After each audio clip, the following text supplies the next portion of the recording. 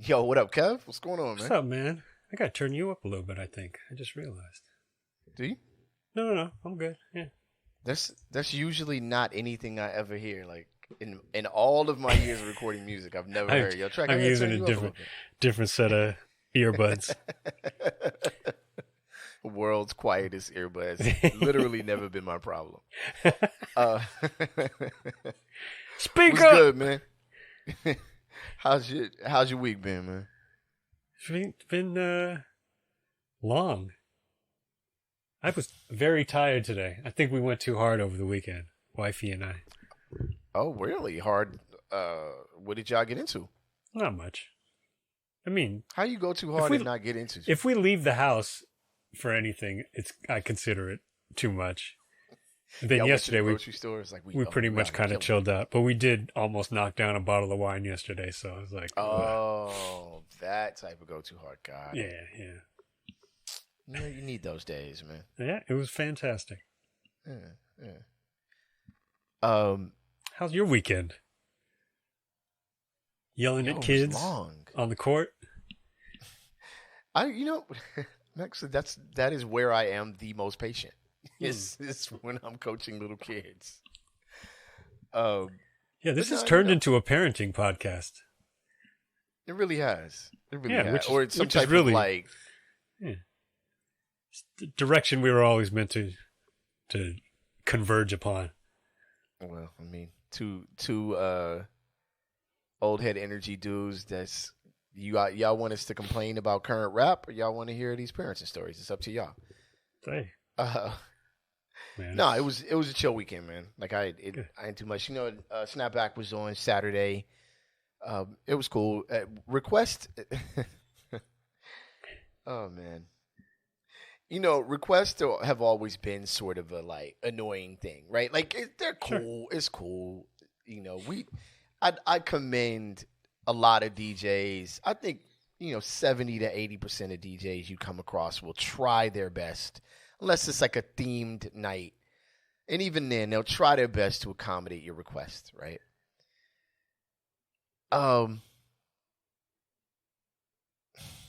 But now, y'all are holding up phones and iPads, Oh, that's the worst. sending multiple people, and with the flasher on the phone now. Like, Oof. it's like, dude, y'all got to That's- settle down, That man. is the worst. Now, what I never really thought about is that, because I mean, I know what, not that I'm an expert, but I generally know what I expect to hear when I go to Snapback, right? Sure. Yeah. Do people still request stuff that has nothing to do with the... Absolutely. Oh, that's Absolutely. the worst.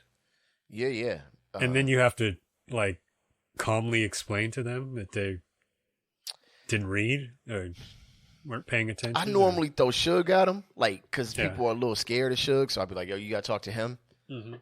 And That's a good but move. Yeah, but ladies don't. Ladies would be like, whatever. Like, especially in Fullerton when you get a certain ilk. Like, if I call the police, both of y'all dead. So give me my request. Like, they not afraid of Suge at all. So, nah, check it out. The thing is, the DJ doesn't have to play your song, and that's like the part that no one's getting. You know what I'm saying? That You know how you know that they don't get it? Because they usually start with, okay, you know what you have to play? and the one I love is, I'm telling you, if you play this, everyone will dance. I'm like, they're already dancing. What are you talking They're about? already dead. No, I'll tell you the one. Okay, all of the request things vary on a level of annoying or not. Right? I can respect the polite person. Hey, it's my friend's birthday. She wants to hear blah blah blah. Or, Yeah, sure. Yo, it's my lady birthday. Can we play blah blah blah? Usually, people get that it's an old school hip hop night or old school night, and they kind of react accordingly, right? Mm-hmm. But the annoying one is when it's a request and it's sort of out the box, and then you don't dance. Oh, yeah, that's the worst. Oh That's the my worst. God, yo. Yeah. I'm like, man, listen. If You- we play your little goofy request, Yeah, you better act like you got drafted in the first round, man. Oh my God, you better dance. Like, You better, yeah, for real. man. For real. Yeah, Yeah. it's all terrible. It's, oh God. Yeah. It's- So I've yeah. rocked for 4 weeks in a row now. This Okay. coming weekend will be Sarai's birthday, so I won't be doing any events. And I'm ready for the break. Like I'm good. Yeah, I'm, it's I'm nice good. I every could, once in a while. yeah. I think I'm out. I think Taquan will be back all October. So I get it. I'll go ahead and sleep in on a Saturday and There you sleep in on a sleep early on a Saturday and feel good about myself for a little while. go. Yo, you rocking any new music, Kev? I should be, but I haven't. So I'm curious whether there's anything new on your radar. I mean, I listened to the Nas record. It's pretty dope. Oh, You word. know, Yeah. I've liked all of those records so far. yeah, yeah. I Yeah. haven't gone back and really. I think I can't remember which one it was. There's one of them I listened to more than once. Everything else. The first one was the one I listened to the most. Yeah. So, For King's Disease one. and there's all kinds of random stuff that I'll listen to, a song here, a song there. You know. Yeah. Yeah. Yeah, I kind of bug out on the complaints for King's Disease, and I'm finna sound, oh my God, man, we about to lose some people. I actually don't want a Nas premiere record. Oh. I think Is it's there kind supposed of to be one? past. I mean, that's what people were saying. Like, why don't he just link up with Premiere and just do the record we all want to hear? I'm like, do we though? I mean, I feel like maybe we. I mean, I don't. I wouldn't like go. Oh man, why would he? I wouldn't be mad at it. Like, I'm not gonna act like a hip hop head, but I'm like, I read that Common and Pete Rock are doing a record dedicated to the 90s, and I'm like, but we've been doing that for the last like 40. Everything's been dedicated to the 90s. Well, and that's the thing also. It's like we heard that record, you know what I mean? Not that I certainly would listen to it, but Sure. I don't know what Nas's thinking on it is. It's really not particularly any of my business, but he might, could very well be thinking like, why would I want to work with the same guys I've worked with before? It's like, if I can't, not that he has anything to prove to anybody, but if he can take some production from, obviously Hit Boy is not a new jack necessarily, but from someone who's relatively newer than like Premier and Pete Rock and all those guys, and still make some quality music. I mean, why not? Why not? Yeah, why not? Maybe 10 years from now, Hit Boy's private videos will leak and he'll be talking trash about how Nas can't rap on beat or whatever, like Kanye did. Oh my God, Kanye. Yeah, I don't know. I don't have, so I guess I allegedly make nostalgia music. At least that's what a listener said online. I didn't think I did, but I think it's just I'm making the music that I enjoy, so I'd imagine that it has an older sound to it or whatever. But I don't have a particular agenda. A lot of people kind of want you to make music with agendas, right? Like, yo, Trek, let's make an album and bring the old school back. And I'm like, but I don't particularly want to do that. I just want to make a record that I'm proud of. You know what I'm saying? Sure. And certain sounds don't mix well with me personally. At least they don't sound good to me. But I don't know. I guess I'm on this because I've been doing my discography breakdown. I got through Busta Rhymes.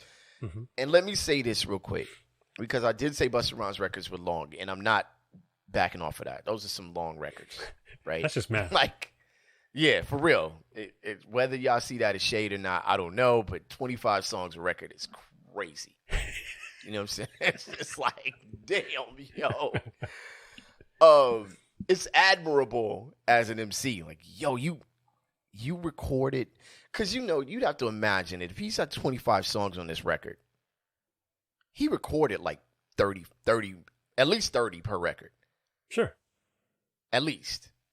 You know what I'm saying? Yeah. So he left some records on the cutting room floor. That's a lot of music.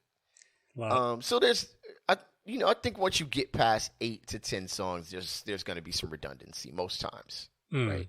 Mm-hmm. If I could let y'all into the way I see it, after the Price I Pay record, which I thought had some redundancy, right? It mixed with the New Money All Times remixes, whatever. There was some redundancy. I was rapping about the same thing on multiple songs.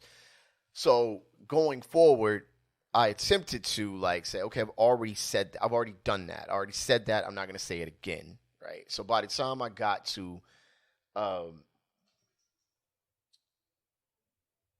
say Hometown Foreigner, I feel like I had kind of perfected that. Like, all right, don't say the same thing twice. And even on that record, I could think, I shouldn't have done that. There's a couple songs I would move to another project or take off because I had already said that, right? Sure. Then you get to Crown Heavy, which is like, 7 songs? It's like, that ends that, right? So now I'm on Redman. And I'm listening to Muddy Waters, which is crazy, by the way. Muddy Waters is a crazy record, yo.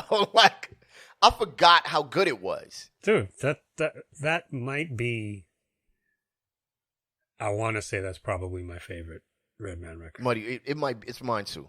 Yeah. It's mine too. Yeah, he I listened to that record at least 2 times.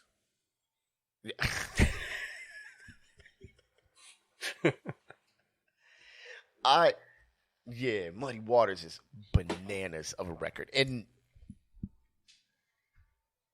I don't know, I'm pausing a lot in between here because I want to make sure that I'm like, not over or understating things. At the time, like Muddy Waters, like Redman was I guess one of the best, was considered a better rapper than Black Thought. I know a lot of people are like, wait, what? But when you think about that moment in time, you know what I'm saying?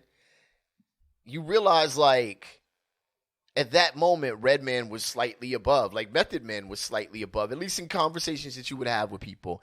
They were considered, like, Black Thought was obviously one of the dopest.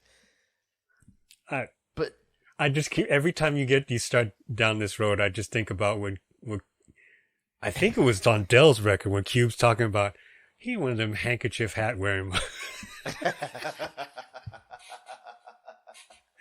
Well, look, I'm like, this is a different world. It is a different world. I can't, but it's hard to fathom. It's like going back and having the Ice Cube conversation. Because I got to listen to Ice Cube's discography, probably next or within the next 2, right? Sure. I'm going to go through the roots. And then, of course, Black Thought's recent run. And I'll get to Ice Cube, et cetera, right? Oof, man. That's a tough one because are you going to go in reverse order? Ice Cube, like, yeah. So you can look forward to the... Oh, my God. It's going to be tedious. This is one of the most tedious things I have ever done in my life. Like, I'm like, all right, I got to listen to this. Sometimes it's like, okay, I got to listen to this record. I will say something. I will say something, and I think it's probably true for more rappers than not. Probably true for a majority of the rappers who we like. And I say this specifically about Busta having long albums. It's like when he was, not that he stopped or anything, but when he was at his, and I don't know if he still makes 25-song albums, but everyone was trying to give the fans as much value as possible because the CDs were all, they're roughly the same amount of money, which is a whole other issue with like, we would get the CD or whatever. If we didn't have CD player in the car, we put it on a cassette. It's like, you're not going to fast forward through, you're not going to dub a CD that you're not willing to listen to end to end, generally speaking, right? Sure. Unless you really love the artist and it's a brand new record or whatever. So you're not skipping around a whole lot. You might rewind, but you know what I mean? Like generally, like it was just made sense to just kind of like listen to the whole record. I think more so than like now you just skip around or whatever.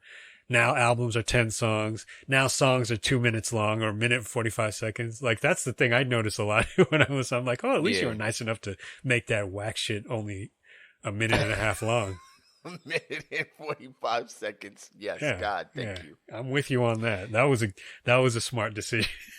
Yeah, we got to shout out MF Doom for that, like making That's true. dope really short, and I'm sure people did it prior to him.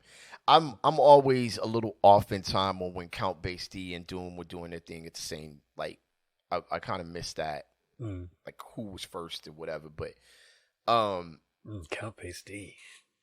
Yeah, but yeah, I don't know, man. Like it's a tedious exercise. As much as I am enjoying it, there are some moments where it's like, you know, you on the 8th mile of a 10-mile run. Like, all right, man, do I really want to finish this run? Like, I've already done 8 miles. Like I can stop here and get the same workout. You know, I will quote one of my favorite Kanye West lyrics. If I'm constantly like on Spotify, like it would be in good taste for you to end the record right now.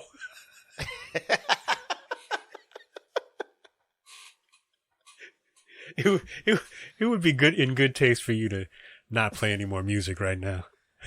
I'm rolling with that one, man. But you know what, man? All right, I've lamented enough. Let's get to the other side, Kev. You ready, man? Yes, sir. All right, let's go.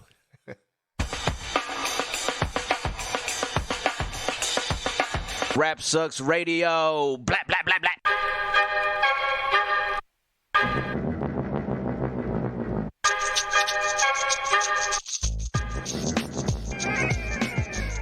What up, y'all? You were live on Rap Sucks Radio with your homeboy Track Life and your fam, Kev Sakota.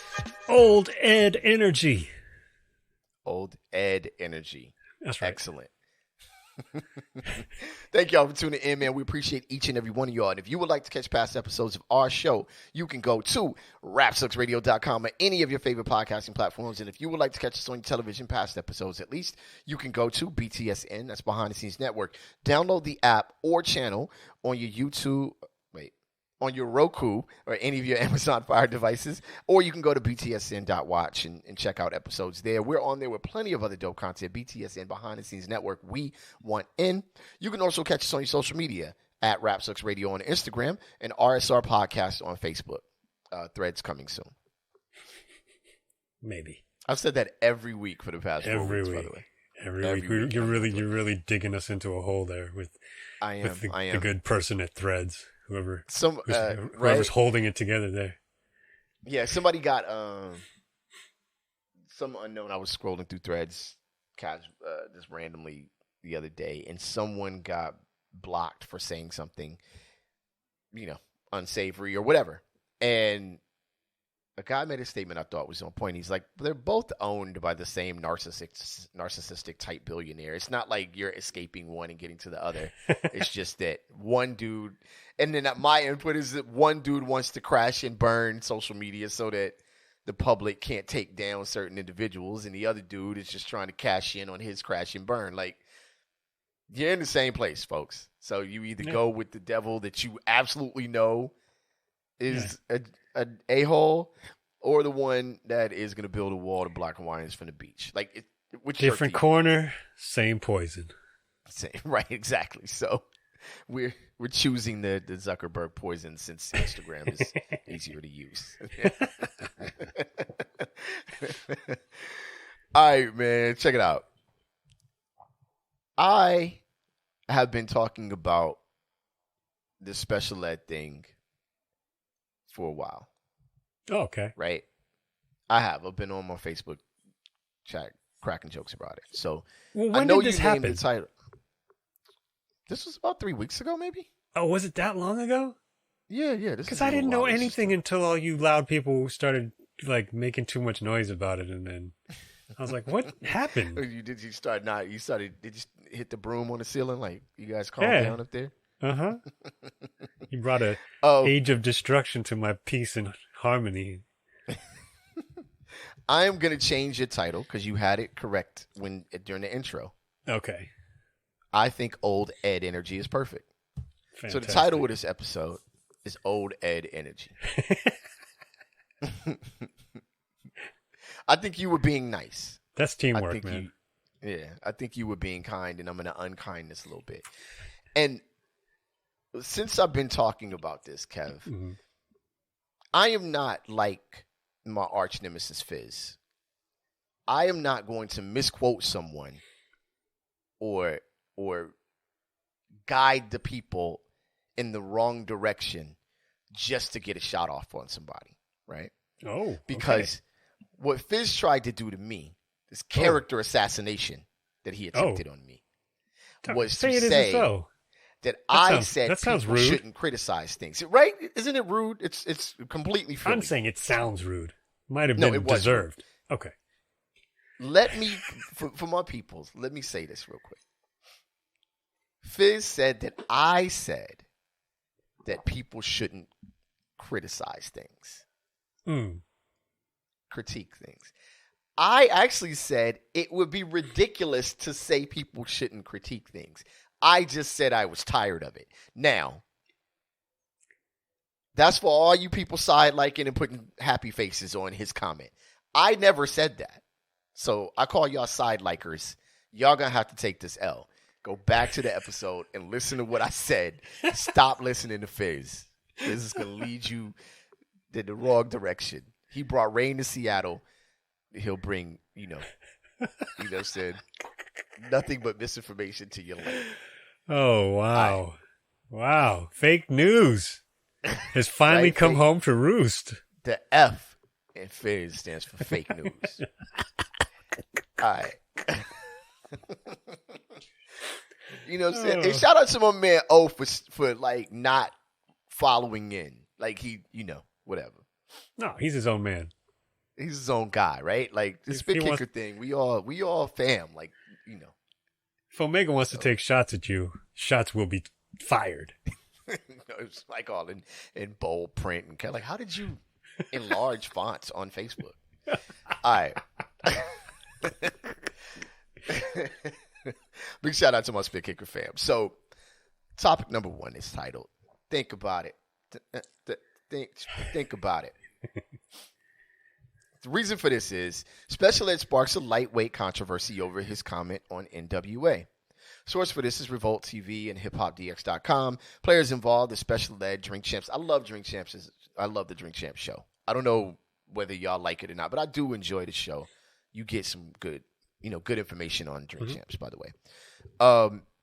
NWA, of course, and the West Coast. All right. So, Special Ed on the Drink Champs podcast said that, end quote, she said, NWA brought the age of destruction in rap and lamented the pressure he felt to produce commercial music. In response, KXNG Crooked. Is that that's Crooked Eye, right? Yeah, that's Crooked Eye.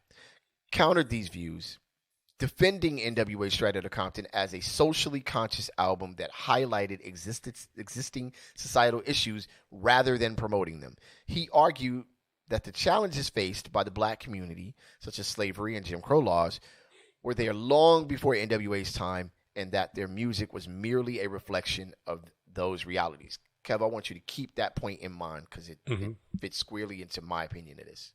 Okay. Right? Special Ed and the Dog Pound had a discussion on Instagram after the podcast appearance. Ed argued that NWA marked the beginning of a more destructive era in hip-hop, correlating their influence with the increased violence among black youth. He also highlighted that NWA's stance against the police brought the attention of the FBI to hip-hop. The Dog Pound defended NWA's influence, stating that they took hip-hop to another level. Both parties seem to agree that the government has negatively impacted the black community in various ways, from unhealthy diets to increased incarceration rates. All right, Kev, it's on you. Yeah, I mean, I don't listen to Drink Champs all the time. Here's another safety tip. Don't listen to Drink Champs after you've polished off a bottle of wine with your wife, because I cannot even listen to them drink as much as they do if I'm not completely sober. Dude. It's a lot. Yeah, it's a lot. And it's a lot, yeah. And yeah. And I'd like to believe I could. By the end of that podcast, though. Like, it starts off just fine, but. Oh, man. But I did check this out. So, and it, the this is not a comment on the podcast, but I fell asleep, I think, right before he said it. So then I had to find where I fell asleep to go back in and talk about old head energy. I was like, He didn't say anything about NWA. Then I realized, oh, you were asleep for like 20 minutes right when he said it. After polishing off a bottle of wine, I understand. So you know, Special Ed is obviously an intelligent dude. You know, I respect his music. I went back and just read the lyrics to I Got It Made, even though it was one of the few songs I could probably spit off the top of my head. Yeah. That rhyme is crazy. That rhyme sparked a new era in rhyming that people don't discuss as well. It took. Go ahead. Yeah. Continue. Yeah, no, I mean, I still remember the video. I remember and then, when it came out, that was every day on Yo MTV Raps, every other video channel that was showing rap. I think we talked about the fact that you said Snoop even kind of mentions him as an influence. An influence, yeah, and that's the first thing I thought when I saw Snoop on Deep Cover, the video for Deep Cover. Mm-hmm. Mm-hmm. So his influence is solidified, undeniable. He certainly didn't get the shots that a lot of other artists did, but he achieved a certain level of success that not many artists ever will of any genre, right? And I respect what he says. I don't agree with the wording of what he said, but he seems to be really sticking by it. I didn't know when this happened, so obviously all these, like, I did see the thing about Cube, but I didn't know who it was directed back at, right? He was just kind of responding to, and it was TMZ, so I was like, who knows how they asked the question or whatever, right?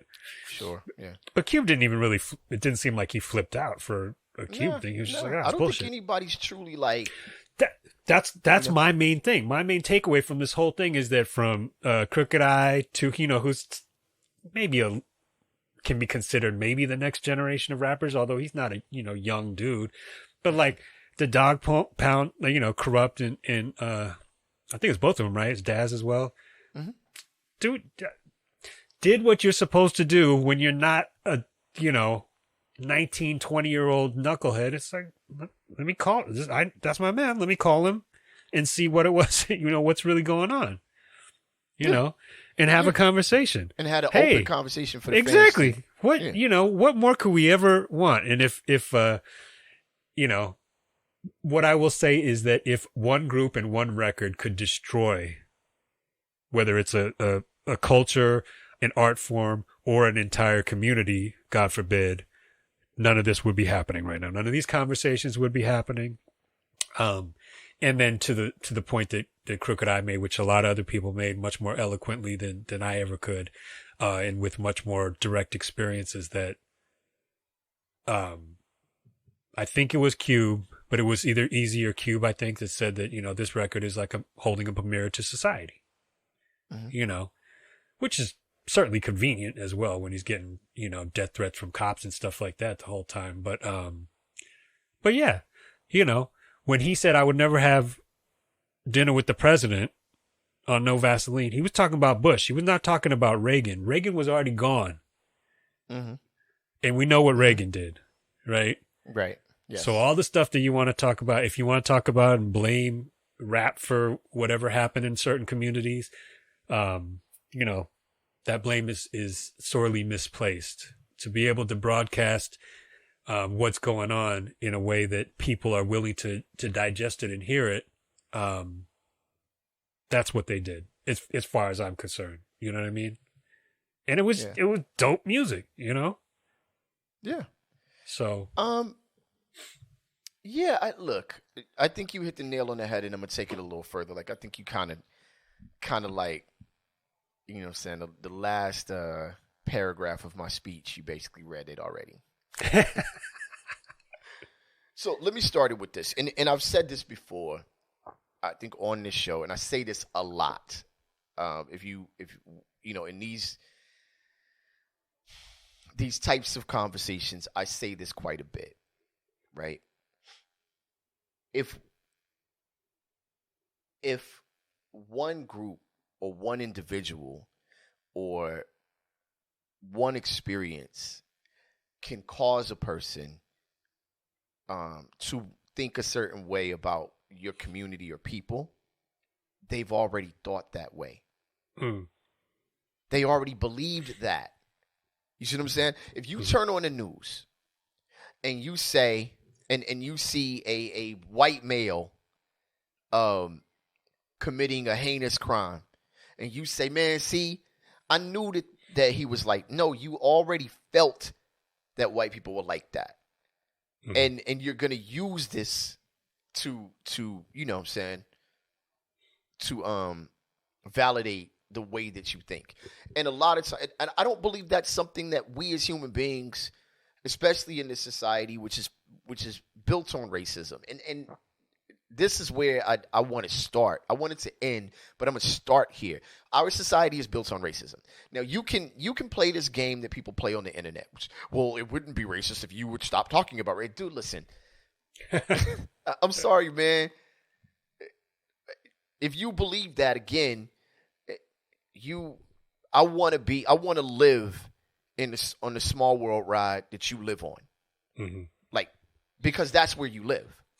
If racism only exists because I say something about it, then I don't even know what planet you live on. And invite me to that planet one day. Right? Because we are not on the same planet. Yeah. So now, that's the foundation of my conversation. Like, you can't bring about a belief that did not already exist about another group of human beings. An individual, yes, man, Trek Life is a jerk. I met him once. He was a jerk. Okay, cool. Trek Life is a jerk, and I knew it because black people. Okay, no, you already felt that about black people. You know what I'm saying? So right. Stop. All right. So I've been dead horse that. I actually made sure to listen to Special Ed's comment multiple times before I commented because I wanted to be clear on what he was saying. And to be quite honest with you, I had nothing to say initially. Like, he was just wrong. And right. I was like, eh.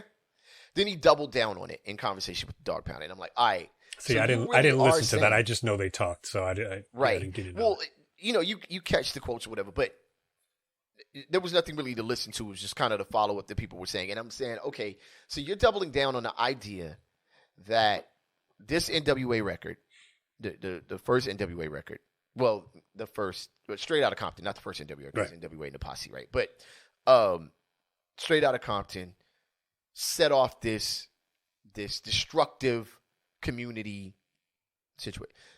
All right. What year did Straight Outta Compton come out? Was that? Let me see. I want to make sure. After a lot of bad stuff had already been going on. Well, this is the point I'm gonna make.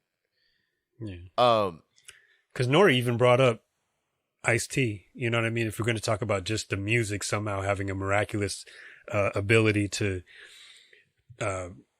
influence otherwise sane individuals to act destructive somehow. Well, Nori's right, because the Straight Outta Compton record came out in I was going to say 1987, but I wanted to make sure I was right. So August 1988, all right? At that time, I was living in South Central Los Angeles, 110th and Hoover, right? My block was relatively nice. My actual block between Hoover and Barron Cross was relatively nice. We had a lot of older people. You know what I'm saying? I'm right. Denver Lanes is one way. Hoover's is the other way. We were in the cross. We were right in the middle, right? But when I tell you that as a child, I watched the transition of my years, formative year. I played ball at Van Ness Park, played baseball, played basketball. Like, you know what I'm saying? My mother was part of organizations that do fashion shows in Inglewood. My uncle was community organizer in South Central on up to the Bay Area. My father was a community organizer. Like I'm not speaking out of turn here. I'm talking as a child watching. Everything NWA said on their record was happening. Like, I'm not saying like, oh man, I grew up in the hood and it was hard. No, I'm just telling you that as nice as my block was, and as nice as a lot of places you go to in South Central are to this day, the elements that they were discussing genuinely existed. You know what I'm saying? Mm-hmm. To the point where if you listen to Straight Outta Compton, I honestly don't truly hear any exaggerations. I genuinely don't. And that's crazy when you listen to that record. Mm-hmm. My comparison to this is around the same time 2 Live Crew came out. Mm-hmm. You know what I'm saying? And I'm not trying to force this all on 2 Live Crew, but the mindset of raunchy ideology didn't start with 2 Live Crew. Sex didn't come, didn't show up when 2 Live Crew showed up, right? Premarital sex and all of these things that were a big deal because communities were highly Christian at the time and probably still are, right? And this moral standard that America held that you allegedly didn't hear in music, but don't nobody want to listen to rock music. Like going further back, we keep pulling these records out that are like, damn, yo, that's what they were talking about, right? And it was fairly obvious. I think the provocative nature of these records was genuinely, and I'll cut 2 Live Crew out of this conversation, but because I was in the city in '82, I was there. I was young. I was 5, 6 years old. Well, 4 or 5 years old. Growing up, riding my bike between these alleyways that I discussed and seeing how they changed. They're still fond in my memory, like how the community became different. You know what I'm saying? Mm-hmm.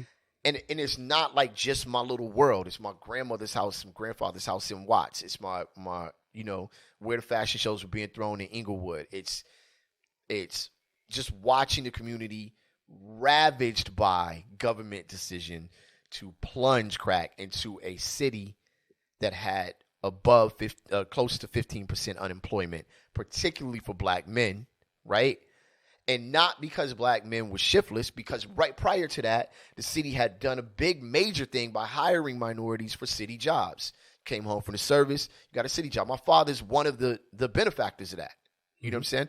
Many of our parents were benefactors of this resurgence, at least in Southern California, Northern California, of hiring for city jobs and making sure that inner city people, people of color, had free access to those jobs. So my father worked for the Department of Water and Power. My mother worked for E184. We were a middle class family, you know what I'm saying? Home owning family, etc. We were one of pretty much every family I knew personally, aside from another group of people that I knew, right? It's long. I know I'm long-winded here, y'all, but I'm getting to a point here that lived on the other side of this coin. My cousin Darrell, rest in peace, was murdered, gangbanger, right? 15. My cousin Darrell had more money and a nicer car than my father had. So how you get that at 15? You see what I'm saying? All right, if you listen to this, we jumping back in now, so excuse me for pausing. There was a spider that I had to take care of in the house. You'll hear that that was my first guess. He's probably killing a bug. All right. So I have a pretty good beat, probably not better than everyone else on what times were like at that time. And really, it was like the message, you know what I'm saying? Like it was like the message, but just on a detailed level. Not that the message itself, the message wasn't detailed, but they went into it. They went into the mindset. They were young dudes. I don't know, man. I just feel like to foist that heavy a blame on commentary is tough, man. And he's talking about. Go ahead, Kev. I still have some thoughts, but go ahead. I don't want to. I mean, I definitely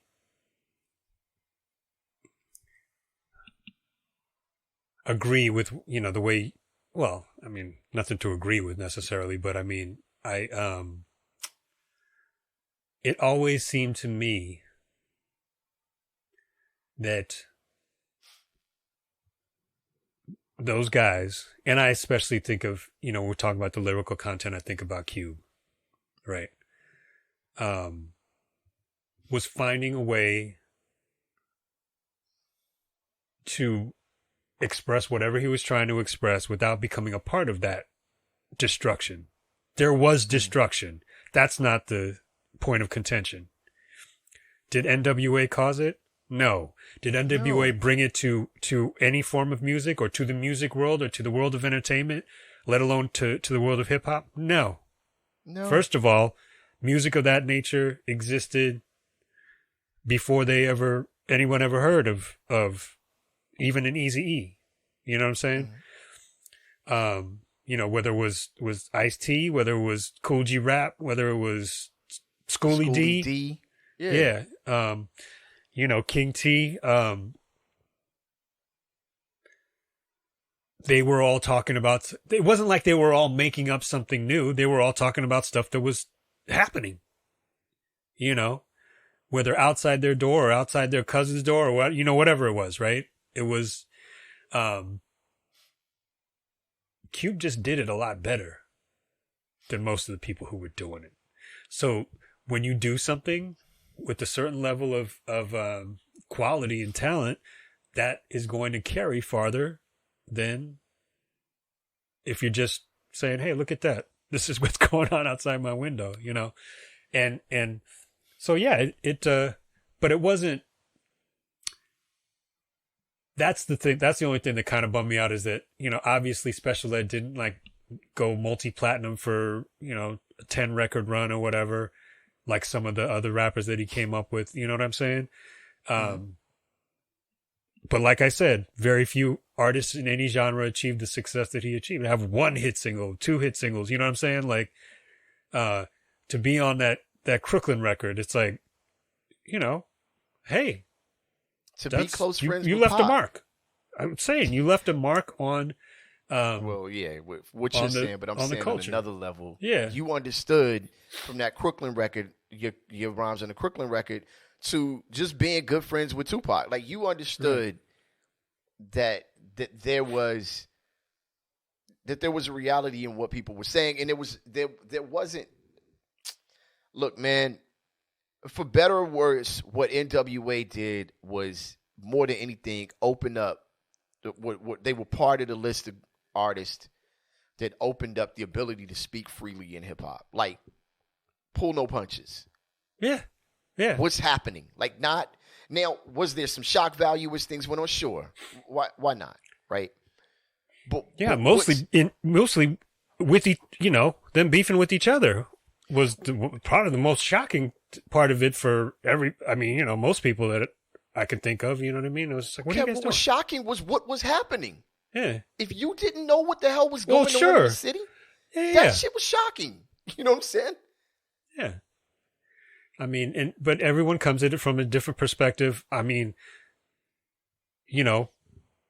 all the things that he was talking about in the interview as far as where he came up and from Flatbush, and I think he probably lived right where Steve and I used to live. Oh, right across. Yeah, but he's talking about Albee Square and Kings Plaza. It's like, and Omeg would know this better than just about anybody, but from the Queen's perspective, but it wasn't that easy to live there. You know what I'm saying? Mm-mm. And the thing that kind of bummed me out as I was complimenting everybody involved from all these artists that we're talking about for handling and having the conversation as grown up, mature adults who can speak intelligently without freaking anybody out too much, is that the thing that did kind of, and I keep saying bum me out because I'm like, is he sad that he didn't do the same thing? And like that, is he thinking that if he would have done the same thing, it would have catapulted him to a level that he had not yet been able to achieve. But by done the same thing, and I know you're not saying this, but I just want to be mindful on this show of saying, when I hear the words done the same thing, I mean go into detail about exactly what the horrors were as a young person growing up in your environment. I mean, I don't know. Yeah. Right? By the way, he could have. He very well I don't could've. think he would have done it in the same, like, I don't know if he just doesn't strike me as the kind of dude that would have like the shock value to it or whatever, if that's something that we really want to even assign to NWA. Although certainly it was probably fair to say that there was a decent amount of that at the time, right? Of course. And then, there were guys like Rakim who were talking about exactly what was going on, but because he did it in a certain manner with this, and he had a certain demeanor about himself, it didn't come. I don't know if it like struck the same nerves that NWA scared people, right? It scared people because it was clearly not just a bunch of guys yelling and screaming and cursing. There was an anger. There was like an incisive insight and description of what either they were seeing or going through, but it was delivered with an undeniable level of intelligence. And what's the scariest thing to police? Yeah. What's the scariest thing to law enforcement? It's not a stupid person. Well, it's not a stupid person who knows who thinks that it's better to keep their mouth shut. They love that. Right. Well, what's scarier to those individuals? And he talked about the government intervention again. If the government stepped in on government was there. The government was there already. Look, the amount of dope that funded the origins of rap is rarely ever discussed. Like, we could start there. All right. So, look, what terrified America more about NWA is the voice for the voiceless. And these people were coming for your kids.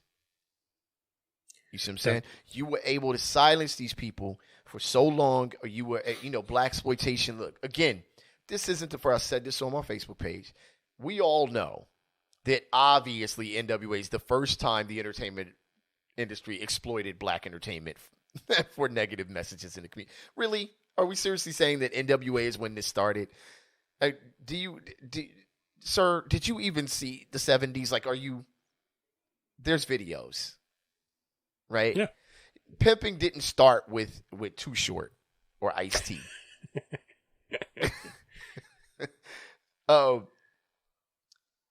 But what we accuse NWA of years later is false. Yeah. There wasn't embellishment there.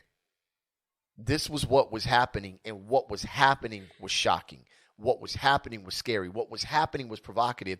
And what was happening to a community of people who had never heard or seen that before was interesting. Fascinating to a kid from the valley to hear about what's going on in the hood for real. He likes girls. He gets dissed by Sally. He wants to call her a name. And now there's this like, oh, okay, wait, yeah, that's how I feel. At least when you go to songs like that. But as far as the other side of things, it was what was going on. And it was legitimate. And we're talking about, I know you mentioned Ice Cube, but I don't want to go a step as far as, I want to stick very specifically to NWA talking about Straight Outta Compton. Mm-hmm. You know what I'm saying? Right? Like, just the song itself, the record itself, all of that. It was an energy that people were terrified of, but they were fascinated by. And the hood, in a sense, now and in the past is a zoo. Not because the people themselves are animals. I'm talking about the outsiders looking in, see it as this entertaining thing that I'll never get in a cage with those people. but man, are they fun to watch. You know what I'm saying? Right? One of them makes it out and dunks a basketball. You want to hear the story and go, oh, my God.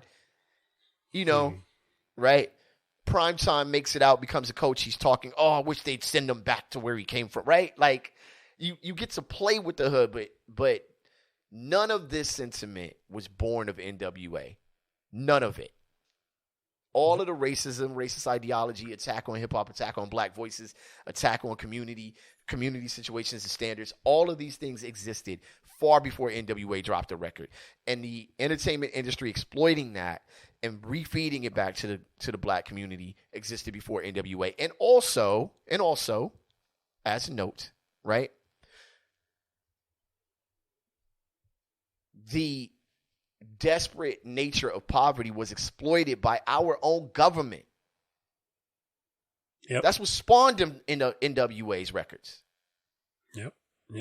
So spare me that. You know what I'm saying? I just don't want to hear that. Like, knock it off. You know what I'm saying?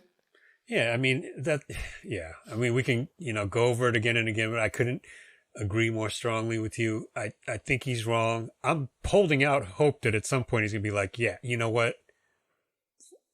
Whatever, some kind of explanation that this is what I meant. I know that's not what I said, and it's and let me try and get into it, because I believe the question was, was the lightning round or whatever was NWA or Wu-Tang Clan, right? And his thing was, he's picking all the New York area artists anyway, or Brooklyn artists, but he's like, Wu-Tang is for the children. I'm like, okay, Dirty said that, but was it's not. he though? Wu-Tang wouldn't have been able to not that they wouldn't have been able to make Enter the 36 Chambers without NWA, but it wasn't any more tame than Straight Outta Compton. And that's why we loved it. You know what I mean? It was a new thing. But it, and it's after a while, unless you're 16 years old or whatever, 15 years old, 14 years old, and you're listening to these records, you don't think these guys are out there selling drugs and doing drive-bys and stuff like that? You don't think of, yeah. It's like, oh, Easy did? Okay. But he's doing this because he doesn't want to do that shit anymore. Right. You know what I mean? And you're not, my brother, of course, was older than I was. By the time I was 16, I was in West Covina, which is actually part of my story, because after moving from LA, moving out to the suburbs, people were fascinated by it, and it became an identity for those of us that were from LA, right? We're out in this environment, really, that wasn't the suburbs, by the way. It was a second-hand middle-class environment where now all the gangs spoke different languages I didn't understand. That's really what happened. Blue and red made sense. All the being hit up in Vietnamese was like, huh? I have no idea what's going on. So, but again, them gangs was there for years before NWA. Years. None of that was new. Like, we can get into a whole conversation about that history as well, and it all goes back to the same place. They might have the whatever powers that be might have started to take notice and worry about 1 million young black men in Compton and South Central yelling "F the police." But you know what they really are scared of? When 100 million white young men and women were yelling "F the police" in the middle of the country at every tour stop. Yep. That these guys went on after that record came out. So, yeah, that's, Yeah, miss me with bringing the FBI into the FBI. Had been watching. If they were watching then, if they was watching at that point, they had been watching prior. Like, yeah. And the louder the voice got, the more they were paying attention, because there's a lot of factors. But I can tell you, as a kid who moved from the city, again, and I'm not saying the city, like, my life wasn't like that personally. You know what I'm saying? I didn't, adjacent to it, family members, I've seen a lot of things that, I don't know. When I meet other people, I realize that their childhoods were like, oh, that's not something you had to be aware of. That's crazy. My whole thing was you were aware of these things, but you just never took part in them, right? Other people never have to be aware of those things, right? Some have to be part of them, whatever. God bless them. But I saw both angles. I moved out to the suburbs in the height of NWA's popularity. You know what I'm saying? Mm-hmm. And what I found was, as I got older and recalled these things, was that, one, people were listening to it and not doing anything, but saying they had cousins that did it, right? Mm-hmm. But there were other communities that I learned have been gangbanging because of responses to defending themselves, from harm, like gathering together. Like, all right, look, I'm not. We can't just be getting jumped walking up the street. Mm-hmm. You know what I'm saying? These communities existed in these out east, not out east coast, out East Los Angeles and further beyond, and in between for far longer than rap. Yeah. You know what I'm saying? So rap itself, nor did NWA spawn any of this. This had already existed. I could tell you what, if you want to blame an individual or give an individual credit, at least for inner community issues, start with the president who pushed dope into the city, pushed crack into the city, or cocaine into the city, to fund, proxy war. Mm-hmm. That's where you start. But you don't start with the results. You know what I'm saying? Yeah. And it wasn't just that, too. It was that on top of heavily systemic racism, redlining. Prior to him. Just a general encouragement of class struggle in an area that could use a lot more help than that kind of hindrance. You know what I mean? It's like... Or just hands off. Because I don't want to get all deep into you close down the mental health facilities in downtown Los Angeles. These are places that were safe havens, that were where people could get legal drugs if they needed those type of things. This was happening. Reagan closed those things down. Closed them down. You know what I'm saying? There was over 13% unemployment in the black community, in a community, not because people were not looking for work, but because hiring a black male particularly, was a big deal. People were against it. Mm-hmm. Right?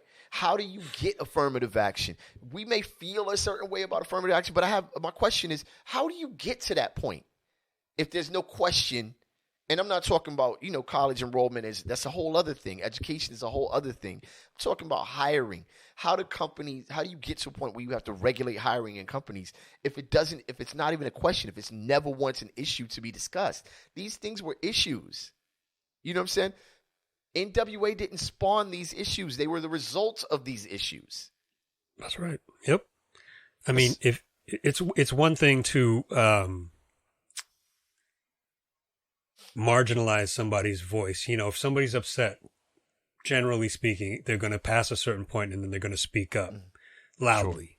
Sure. If you marginalize their voice, you find a way to cut them off from the amplification of their voice, and being able to realistically seek out a way to improve things in their community. And furthermore, to the rest of the world, the rest of the country, give them every assurance that those people don't even exist, that feeling doesn't even exist within that community. They're fine. Then when somebody, 4 guys, was it 5 guys? 5 guys figure out a way to speak up loudly. Mm-hmm. And if you're five young men speaking up on behalf of one of the biggest cities in the world, one of the biggest communities in the world that's been subject to those, restrictions, and you're able to do that loudly and you were heard, well, that's got to be one of the most scary things in the world to these heavily armed, highly mobile, strategically equipped law enforcement forces with multiple branches in the world. You wanted to be the only person to tell that story, by the way, Kev. You wanted to get on the news, show the battle ram knocking down every door. Shout out to Toddy Show T. the crack, show a crack mother, show a crack baby. You wanted to tell the story from your perspective, and that was the perspective that the only perspective the world could see. And what ended up happening was hip hop started telling the story in total. Mm-hmm. In some ways, being young men, a lot of it, as I get older, of course, the disrespect of women and etc., is not as entertaining. I look back on it like, yeah, all right, we could have done without that. But again, these are young men. Not that doesn't excuse them. I'm just saying, know who you are speaking, who is speaking, right? On the other side, they're telling a story that you tried to funnel through Channel 4 your way.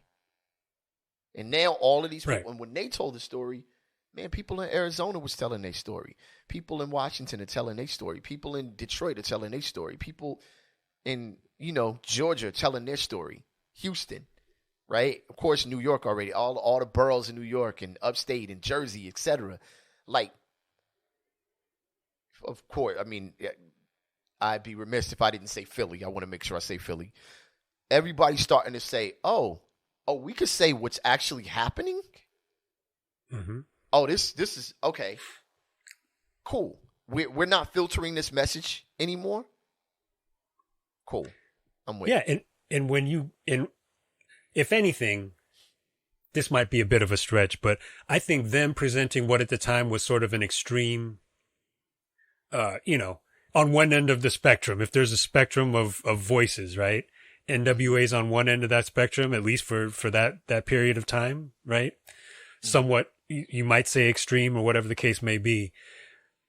They expanded, to me, the spectrum of what you could say and how you could say it in rap. Do you know what I mean? Absolutely. By far. Like, it didn't have to be Sugar Hill Gang all the time. You know what I mean? It could be any of a number of different perspectives, just like everybody has a good day, a bad day. It's like you sometimes you're able to really form your words in a calm manner, and sometimes you want to scream your head off, and so in that way, it's almost like, they were able to expand the possibilities of what could be said on a rap record. So yeah, I mean, listen, Special Ed has a pedigree that I'm fine with him saying whatever he wants to say, expressing his opinion, but don't fool yourself into thinking that he's right just because he said it once. Or passing it off like him saying it isn't worth challenging. Hell yeah, that should be challenged. Yeah. It should be discussed in its entirety. And the way that it's being discussed has shown that hip hop has done a lot of things that it has gone a lot of directions that I think are stupid. But this wasn't one of them. You know what I'm saying? He said something I completely disagree with, and it spawned a lot of discussions that are leading to better discussions. And of course, there's some people who are going to clown and make a mockery of it. There are other people who were bought into the East Coast West Coast beef, and they in their 40s and 50s still living out being an idiot, so they're into that thing. I got a homeboy that's my man's all day. But his opinion of it was like, man, it's like you don't understand. Like, I could tell that you're a couple steps younger than I am by how he was viewing it. And you weren't in the city at the time. Yes, things were going on where you live. But in the city, in different shit was happening that we all can point to and say, man, I wasn't part of that. but I saw it happening. I definitely saw it happening. I wasn't excited about it. I wasn't like, oh, I can't wait to be part of it. I wasn't any of that. But I definitely was aware, especially as I got older, like, oh, that's happening over there. Like, go over there. Like, you know what I'm saying? Ride your bike between here and here. Because what's going on over there is what's happening on this record right here. You know? Mm-hmm. Anyway. Yeah. All right. So, Fizz, don't be up here misquoting. I'm kidding. All right, so check it out. Thank y'all for tuning in, man. This has been Rap 6 Radio. We appreciate each and every one of y'all. I'm sorry for the spider break in the middle of the show. Oh, you're not going to edit that out? I'll edit it. When I come back, it'll say the spider break or whatever. But yeah, I'll edit some of it out. But thank y'all for tuning in, man. I appreciate each and every one. We appreciate each and every one of y'all. My name is Trek Life. That dude over there is your homeboy, your fam, Caps Dakota. The old head. Too old. Too old. I need sleep. It's that time. You can't polish off a bottle of wine is like 4 or 5 days of recovery now. Man. Check us out at Rap 6 Radio on Instagram, RSR Podcast on Facebook. We are out of here like last year on the count of 3. We say peace. 1, 2, 3. Peace. Peace. We out, y'all.